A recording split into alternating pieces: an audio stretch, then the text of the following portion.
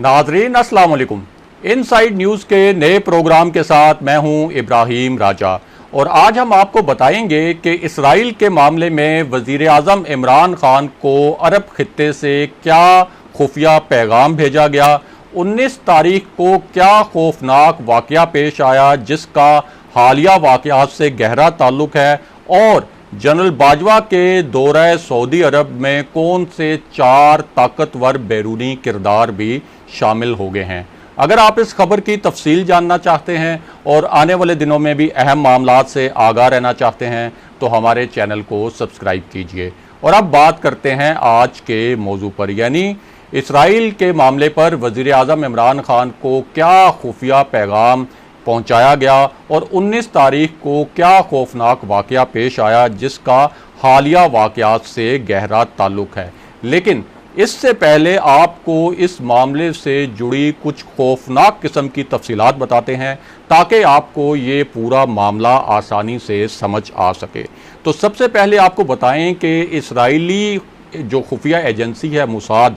उसके कुछ इंतहाई ख़तरनाक एजेंट्स एक खौफनाक मिशन पर दुबई पहुंचे और ये जो एजेंट्स थे इंतहाई खुफिया तरीके से कत्ल करने और लाशें ठिकाने लगाने में इंतहाई महारत रखते थे और इन्हें दुनिया के सफाक, चालाक और मक्कार तरीन एजेंट्स कहा जाता था। और ये जो खौफनाक किस्म का मिशन था इसकी तैयारी में इसराइली एजेंसी के कुल 33 एजेंट्स ने हिस्सा लिया और इन कातिल एजेंटों ने दुबई पहुंचने के लिए जाली शनाख्ती कार्ड्स बनवाए और इनमें से 12 एजेंट्स ऐसे थे जिन्होंने बरतानिया, आयरलैंड, फ्रांस, जर्मनी और ऑस्ट्रेलिया के पासपोर्ट इस्तेमाल किए और इन पासपोर्ट्स को इस्तेमाल करते हुए वो दुबई पहुंचे। अब दुबई पहुंचने के बाद उन्होंने एक ही होटल में रहने के बजाय मुख्तलिफ होटल्स में कमरे बुक कराए और ये दुबई भी मुख्तलिफ फ़्लाइट्स के ज़रिए पहुँचे और मुख्तलिफ मुल्कों से होते हुए पहुँचे ताकि किसी को इन पर शक ना हो। और इनका जो मिशन था उसका बराह रास्त ताल्लुक़ UAE और इसराइल के दरमियान जो हालिया डील हुई है उससे है। अब आपको इनके मिशन की जो हैरान कुन और दहशतनाक तफसीलात हैं उनसे आगाह करते हैं। तो इनका मिशन ये था कि इन एजेंटों को खुफिया इतला मिली कि एक हाई वैल्यू टारगेट यानी एक ऐसी बड़ी और अहम शख्सियत जिसे इसराइल निशाना बनाना चाहता था वो दुबई पहुंची है। ये शख्सियत कौन थी वो भी थोड़ा आगे चलकर आपको इसी वीडियो में बताएंगे, लेकिन पहले आपको इस ऑपरेशन की कुछ मज़ीद तफसीलात बताते हैं। अब जिस होटल में ये इंतहाई अहम शख्सियत ठहरी, कुछ कातिल इसराइली एजेंटों ने इसके बराबर वाला जो होटल था उसमें कमरे बुक कर लिए और इन एजेंटों के पास जो फ़ोन थे उनमें ऐसे सॉफ्टवेयर थे जिनकी वजह से इन फ़ोन्स की कोई कॉल रिकॉर्ड नहीं हो सकती थी, ना ही इनका कोई मैसेज ट्रेस किया जा सकता था और ना ही इनकी लोकेशन का पता कराया जा सकता था। अब ये एजेंट्स जिस इंतहाई अहम शख्सियत को निशाना बनाने आए थे वो शख्सियत शाम 4 बजे अपने होटल से निकलती है और रात को 8:30 बजे वापस अपने कमरे में पहुंचती है। और इस दौरान ये जो इसराइली एजेंट्स हैं इसके कमरे को एक जदीद जाली इलेक्ट्रॉनिक चाबी से खोलकर दोबारा बंद कर चुके होते हैं। और जैसे ही ये शख्सियत वापस अपने कमरे में पहुंची तो इसराइली एजेंट्स इसका दरवाज़ा खोलकर अंदर दाखिल हो गए और ये जो शख्सियत थी जिसे इसराइली एजेंट्स निशाना बनाना चाहते थे उसका नाम था महबूबुल मबूह। और महबूबुल मबूह जो थे वो फ़लस्तीनी तंजीम हमास के अहम तरीन मिलिट्री विंग अल-कसाम के बानी रहनुमा थे जिन्होंने महदूद वसाइल में भी इसराइल को बेपनाह नुकसान पहुंचाया था। अब जब ये एजेंट्स महबूबुल मबूह के कमरे में पहुंचे तो उन्होंने पहले तो महबूबुल मबूह की टांगों पर एक खामोश किस्म की ख़तरनाक इलेक्ट्रॉनिक डिवाइस से झटका लगाया जिससे इंसान का दिमाग जो है वो माउफ हो जाता है। और फिर जब महबूब बेहोश हो गए तो उनके सर पर उसी डिवाइस से एक और झटका लगाया गया और ये झटका इस तरह से लगाया गया कि उनकी मौत इस तरीके से हुई कि ये एक बिल्कुल आम, कुदरती और तबई किस्म की मौत लगती थी। और दुबई पुलिस भी पहले 2 दिन यही समझती रही कि ये मौत जो है ये एक कुदरती मौत है और एक तबई मौत है, लेकिन बाद में जब तफसीली तहकीकात हुई और कुछ सीसीटीवी फुटेजेस भी मिली तो पता चला कि ये जो कत्ल है ये इसराइली एजेंटों ने किया है। उसके बाद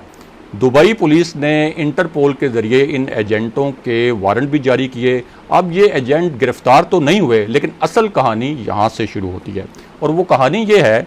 कि 2010 में होने वाले इस कत्ल के बाद हाल ही में इसराइली एजेंसी मोसाद के सरबराह ने यूएई के कई खुफिया दौरे किए और इन दौरों में यूएई और इसराइल के दरमियान जो हालिया डील हुई है उसके हवाले से यूएई की अहम तरीन शख्सियात से मुलाकातें की। सिर्फ यही नहीं बल्कि जो दीगर अरब ममालिक के हुकाम हैं उनसे भी मोसाद के जो सरबराह हैं उन्होंने मुलाकातें की और इन मुलाकातों में ये असेस किया गया, यानी ये तज्जिया करने की कोशिश की गई कि इस डील पर फ़लस्तीनी तंजीमों ख़ास तौर पर हमास का क्या रद्द अमल होगा। और अहम तरीन बात यह है कि इस डील के ऐलान से पहले इसराइली एजेंसी के सरबराह अरब मुल्कों के अहम हुकाम से मुलाकातें कर चुके थे और ये यकीनी बना चुके थे कि अरब मुल्कों की जानिब से इस डील की किसी किस्म की कोई सख्त मुखालफत नहीं आएगी, यानी इस डील के पीछे तकरीबन तमाम ही अरब ममालिक पहले ही शामिल थे। और यहाँ नोट करने वाली और अहम बात यह है कि अब कुछ हलकों ने ये सवाल भी उठाना शुरू कर दिया है कि क्या महबूबुल मबूह का दुबई में होने वाला कत्ल भी, इसराइली एजेंटों ने जो कत्ल किया था वो भी कहीं किसी समझौते का हिस्सा तो नहीं था। इसके साथ साथ अब आते हैं इस मामले पर कि वज़ीर आज़म इमरान खान और पाकिस्तान को अरब खित्ते की जानिब से इसराइल के मामले पर क्या पैगाम पहुंचाया गया। तो आपको बताएं कि सफारती ज़राए के मुताबिक यूएई की पाकिस्तान से ये तवक्को थी कि पाकिस्तान इस डील पर यह मौक़िफ़ ज़रूर दे कि इस डील से मशरिक़ वुस्ता में अमन कायम हो सकता है और इसलिए अमन के हवाले से ये एक मस्बत किस्म की डील है। यानी जिस तरह के बयानात कुछ अरब मुल्कों ने इस डील के हक़ में दिए, इसी तरह का एक बयान पाकिस्तान भी दे, ये यूएई की तवक्को थी। और उसे ये तवक्को इसलिए थी कि यूएई ने हाल ही में पाकिस्तान को एक बड़ा माशी पैकेज भी दिया और इससे पहले भी मुत्तहिदा अरब अमारात की जानिब से पाकिस्तान को इमदाद मिलती रही। इसके साथ साथ ये बात भी अहम है कि यूएई सऊदी अरब का बहुत ही करीबी इत्तेहादी है जो पाकिस्तान की माशी मदद करता रहता है। लेकिन हमारे ज़राए के मुताबिक वज़ीर आज़म इमरान खान और हुकूमत पाकिस्तान ने ये मैसेज मिलने के बावजूद ये फ़ैसला किया है कि पाकिस्तान ना तो इस डील की हमायत करेगा और ना ही इसराइल को तस्लीम करने की जानिब कोई पेशरफ्त की जाएगी। और पाकिस्तान का जो मौक़िफ़ है वो ये रहेगा कि जब तक फ़लस्तीनियों को उनके कानूनी हकूक़ के मुताबिक उनकी खुद मुख्तार रियासत नहीं मिलती, पाकिस्तान किसी सूरत इसराइल को तस्लीम नहीं करेगा। अब यहाँ ये बात भी अहम है कि अगर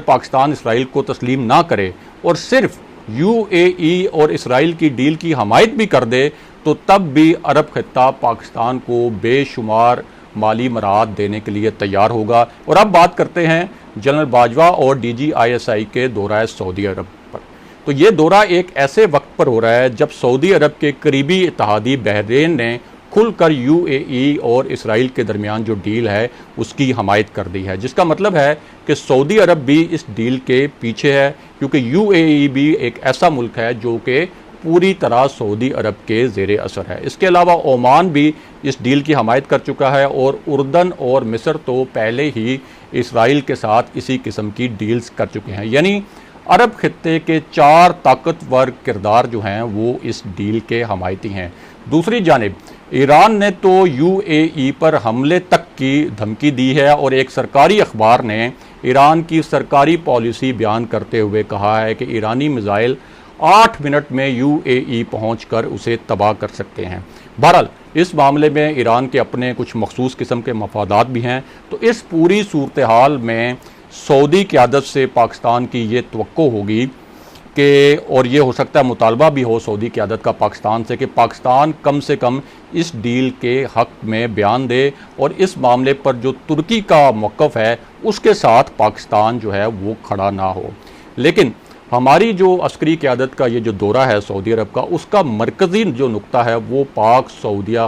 हालिया जो कशीदगी है वही होगी और पाकिस्तान की अस्करी क़यादत सऊदी क़यादत को ये पैगाम देगी कि मसला कश्मीर पाकिस्तान के लिए और पाकिस्तानी रियासत के लिए सबसे हसास और सबसे अहम है। और अगर OIC कश्मीर पर खुलकर मौक़िफ़ अख्तियार नहीं करती तो अवाम में अरब खित्ते के बारे में एक मनफी सोच पैदा हो रही है और ये जो अवामी सोच है ये एक नए इस्लामी ब्लॉक की बुनियाद रख सकती है। नाज़रीन, आज के प्रोग्राम के लिए बस इतना ही। अगले प्रोग्राम तक के लिए खुदा हाफिज़।